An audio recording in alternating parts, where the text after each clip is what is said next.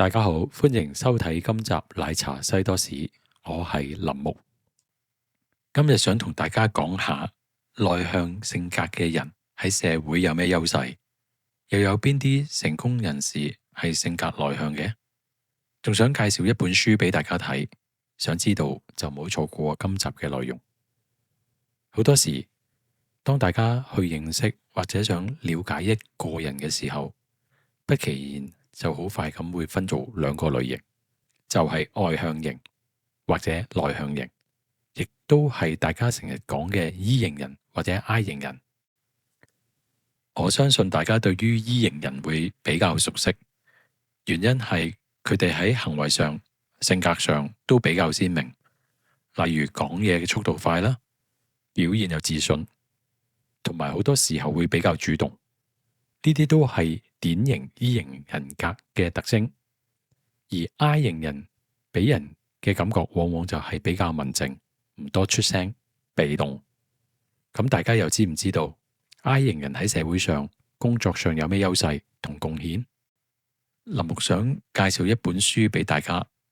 書名叫做《Quiet: The Power of Introvert in the World》，中文譯本叫做《安靜就是力量》，作者係 Susanna Cain。呢本書可以話係對於性格內向嘅人作出咗詳細嘅分析，亦都教授咗性格內向嘅人點樣可以將自己嘅優勢帶出嚟。如果你都係性格內向，或者你身邊嘅伴侶、朋友都有呢種性格，但又唔知道點樣可以發揮自身嘅潛能，咁呢本書就啱晒你。首先，內向性格嘅人有咩特徵？作者喺書裏面俾咗一啲例子，大家去參考。例如，比較中意一對一多過團體嘅活動，比較中意獨處同聆聽，討厭衝突，覺得一個人做嘢嘅時候呢，效率最快，講嘢都係會經過深思熟慮先講，甚至唔中意接電話，收到電話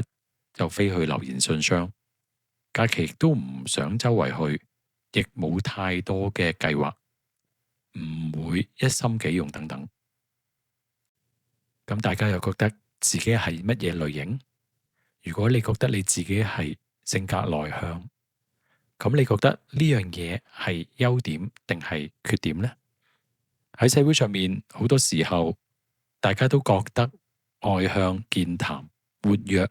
就係成功人士嘅象徵。其實係點解社會上面比較討好性格外向嘅人呢？原因就喺20世紀，美國開始重視個人文化。咁乜嘢係個人文化呢？個人文化嘅意思就係比較容易相處，講嘢有口才有技巧，做事比較有魅力，同埋社交能力比較強嘅人。所以喺嗰陣時開始，好多政治人物、知名人士、作者，甚至學校都好積極咁推廣演講嘅技巧、人際關係，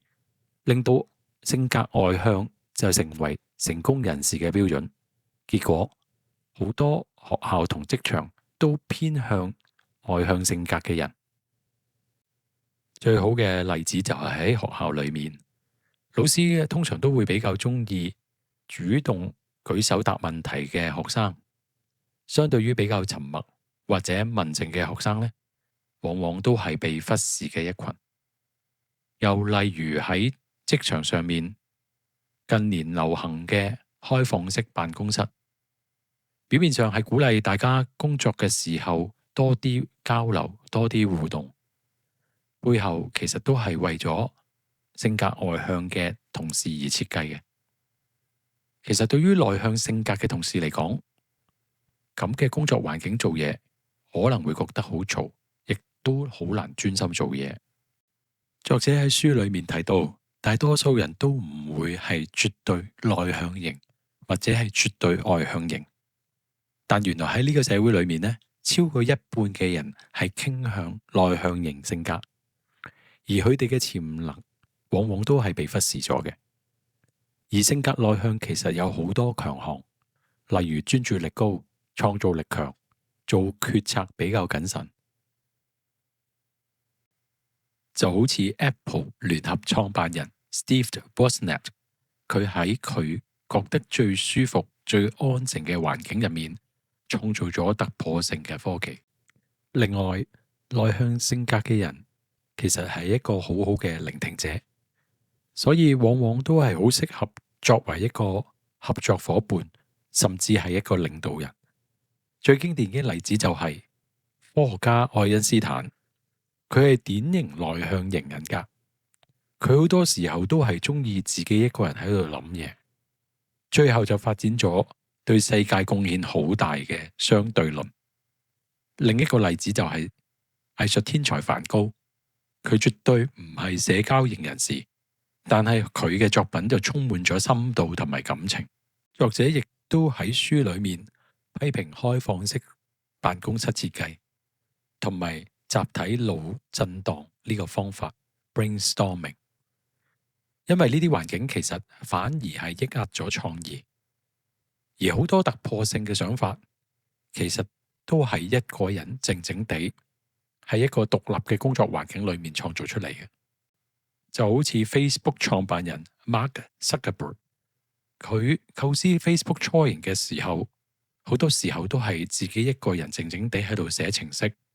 而唔係去揾其他人一齊討論佢嘅 idea。